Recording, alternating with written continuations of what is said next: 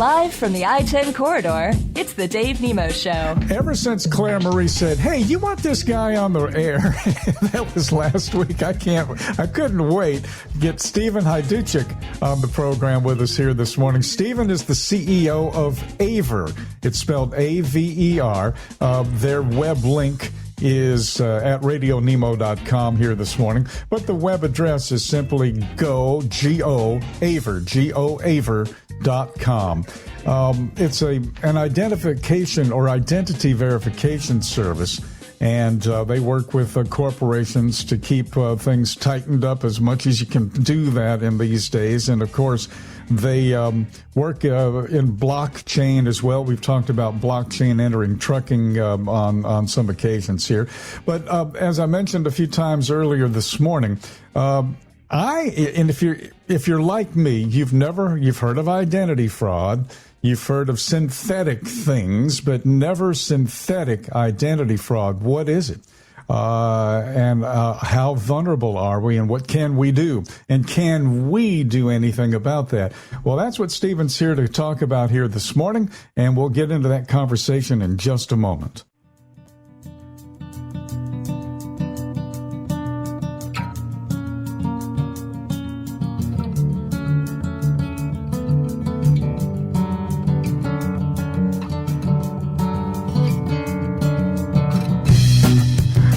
Again, everybody, Dave Nemo with you as we continue to go motoring into Monday.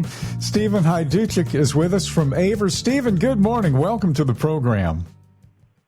Hey, Dave, good morning. Great to be here, and good morning to all the listeners, too. You know, one of the things that I kind of wrote a little bumper sticker, if you will, a couple of years ago, and it basically says, "The future was yesterday." And what I meant by that is that trucking has been inundated now with autonomous trucks, the ADAS systems and things like that. And it's like, it's all new to us, but then you find out, no, it's been around for about 5 years. They've been working on this for a while. We're just now finding out about it. And my point there, Stephen, is this. Synthetic identity fraud, totally new to me. I would imagine it's totally new to anybody listening right now. And yet, one of the things you point out is it's not really that new, but it's become like the fastest growing financial crime right now. Yeah, I think there's two things. All of us, we all have Social Security numbers here in the United States, right?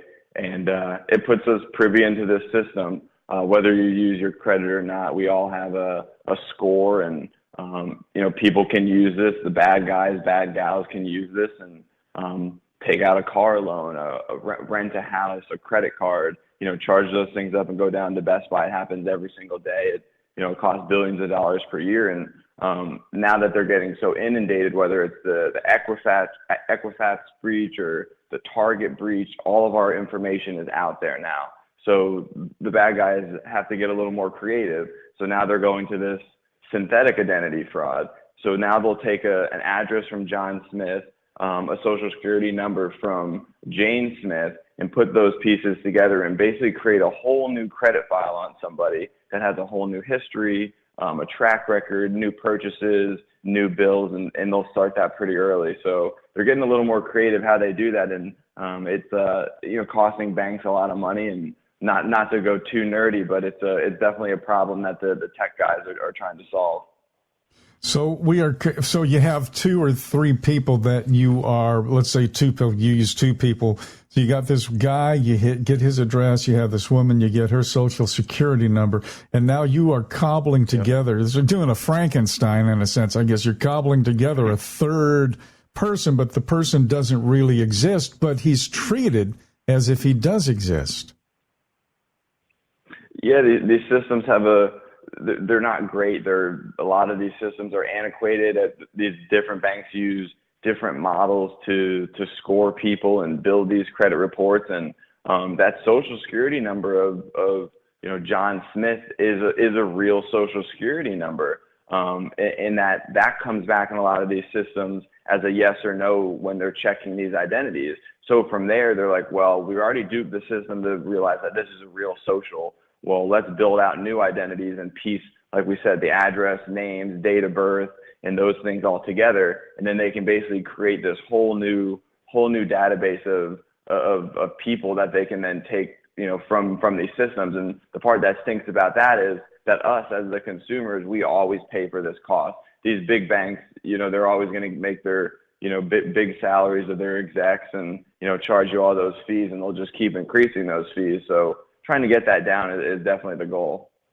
When you and I just had a very brief moment to say hello during the news break, we got to talking about the Army and just for a minute, and it just dawned on me, Stephen, when I was in the Army, my full name and social security number was printed in 4-inch high letters on my duffel bag.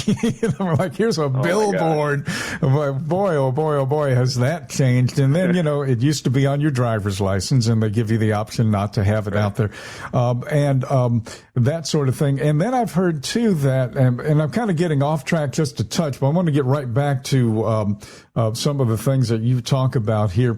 But I understand that your cell phone or your phone number, essentially your cell phone number, so like this, your phone number is the new social security number when it comes to cybercrime.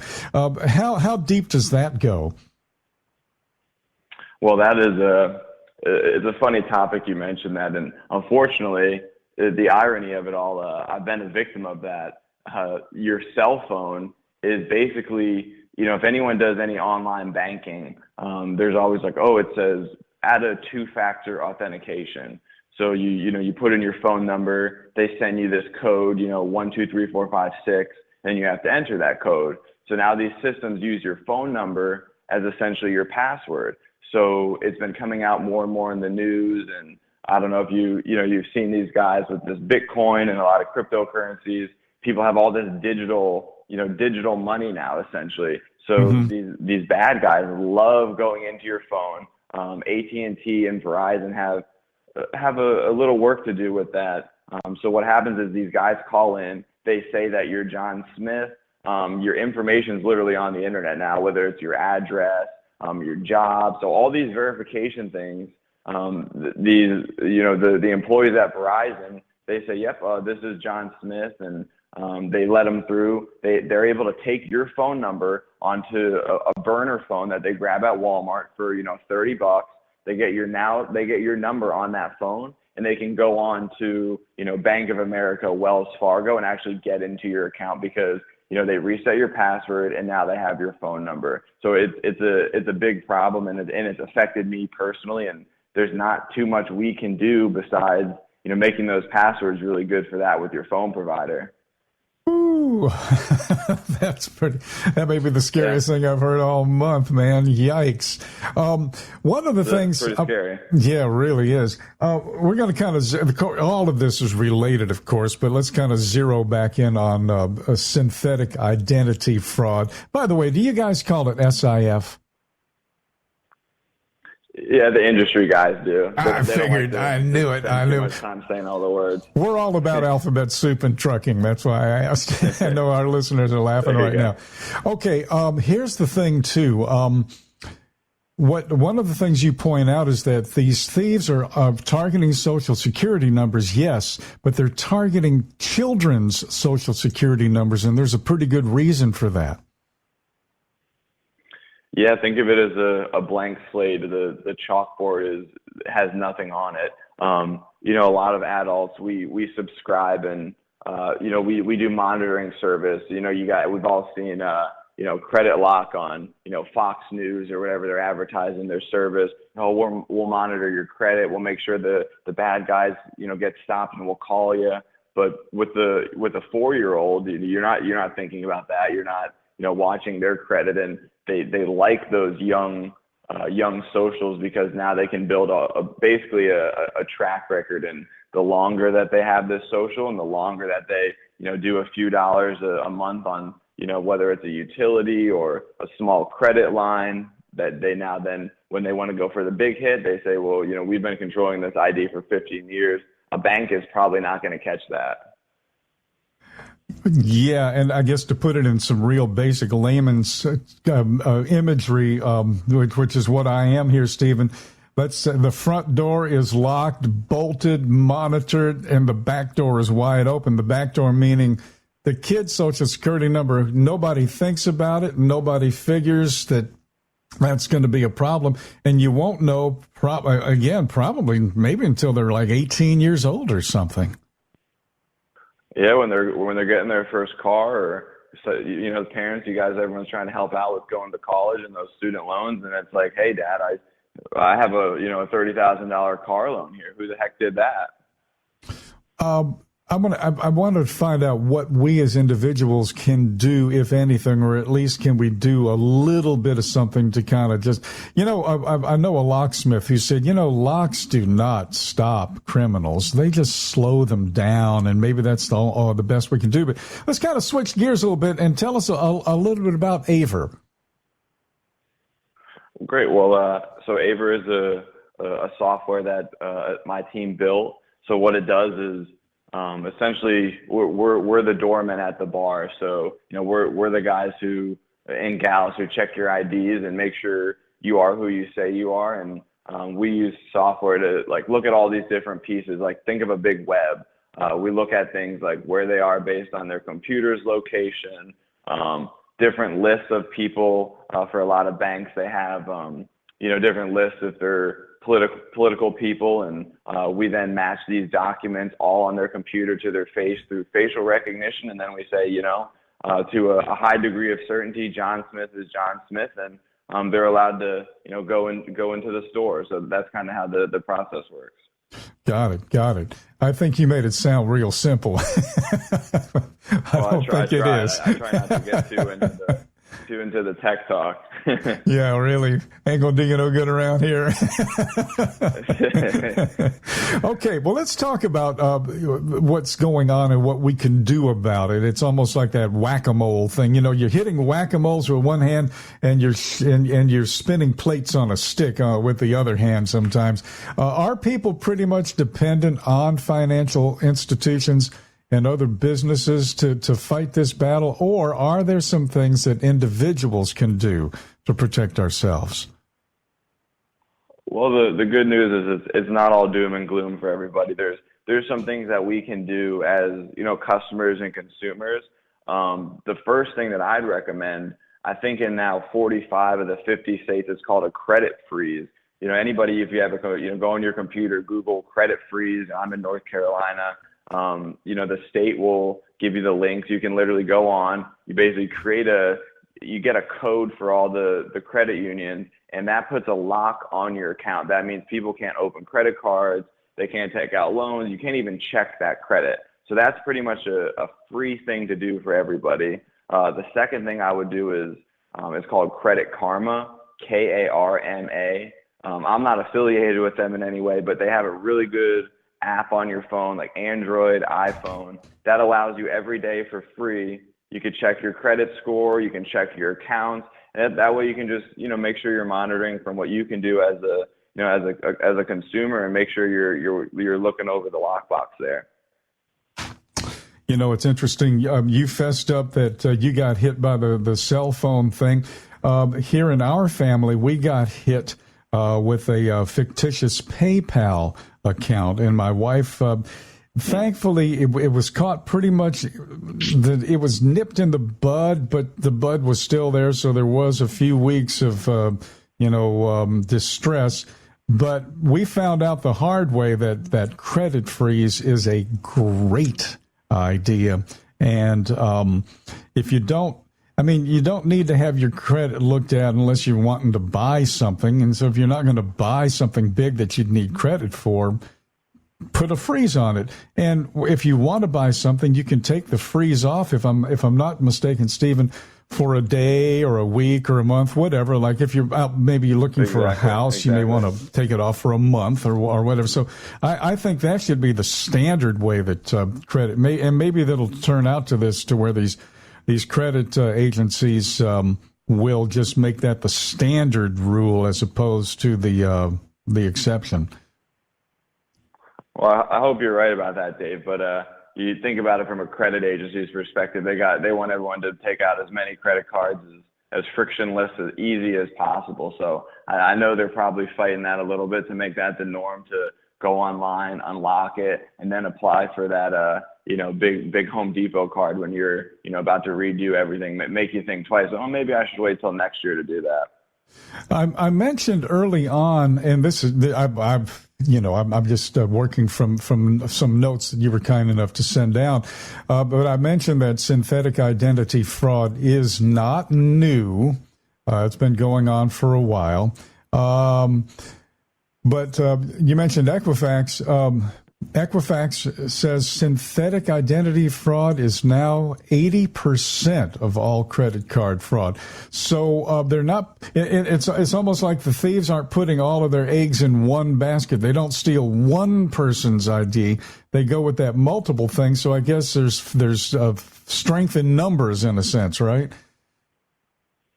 Yeah, I think they're getting a little smarter, and the systems are adapting. So the bad actors kind of try to figure out a way. They still try to get their cut. So I think it's ever evolving, and I think, like we talked about, the credit freeze is a way to say to these guys, at this point, we all have to assume that everything that we have is pretty much on the internet. If you live in the United States, we've probably been to a Target, we've probably been to we online somewhere that Equifax was part of, since they're the big guys, and just assume, unfortunately, that our stuff's out there. And doing some of those free things like the free app, Credit Karma, and the credit freeze is a way to kind of get these guys, sitting there and being like, oh crap, another guy, is taking a little more care. I'll move on to the next one.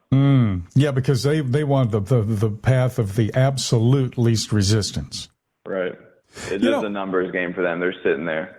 I'm going to try to make sense out of a thought I have, and I don't even know if I can put it into a question, and it may not be a real thing, but it seems to me that you could probably, if you're going to be successful in stealing one person's identity from soup to nuts, so to speak, everything about the person, the eye color, the social security number, driver's license, address, the whole nine yards, you would have better long-term luck with that, unless you got caught, so to speak. I know that sounds kind of counterintuitive, but when you're going with multiple people to synthesize an identity, it seems like that's going to be a pretty short-lived scheme, and so you're going to kind of just hit. Get what you can here. It's only going to last a little while. Is that kind of the way? Am I looking at that correctly? I think there's good rings and then there's bad rings. I think a lot of these guys, there's guys that are getting millions that we'll never hear of, and they're just gone. A lot of these guys are coming from other countries. We have a lot of problems with China and Russia, especially. In our software, a lot of our customers literally want those. Anyone doing business originating from those countries, we automatically flag. That's just because it's unfortunately, it's a high fraud, high risk country. So there's some really good groups that have gotten away with. I couldn't even begin to fathom, but it seems like the ones we hear that get caught are the low-hanging fruit, where they were in it sounds like a lot, but the small few $1 million guys that have been doing it for the last year or two, and they get them, but the big guys seem to have their trails covered pretty well. I love it. The small few $1 million guys. Yeah. Yikes. Well, Stephen, thank you so much for being with us here this morning. Bringing this to our listeners is just one more thing we need to know about. Synthetic identity fraud. I want to tell everybody to go to the website and check you guys out at GoAver, GOAVER, GoAver.com. Have a great week. Happy Halloween. Happy Halloween. Great to be here. Thanks, Dave. Stephen Hyduchak with Aver, GoAver.com.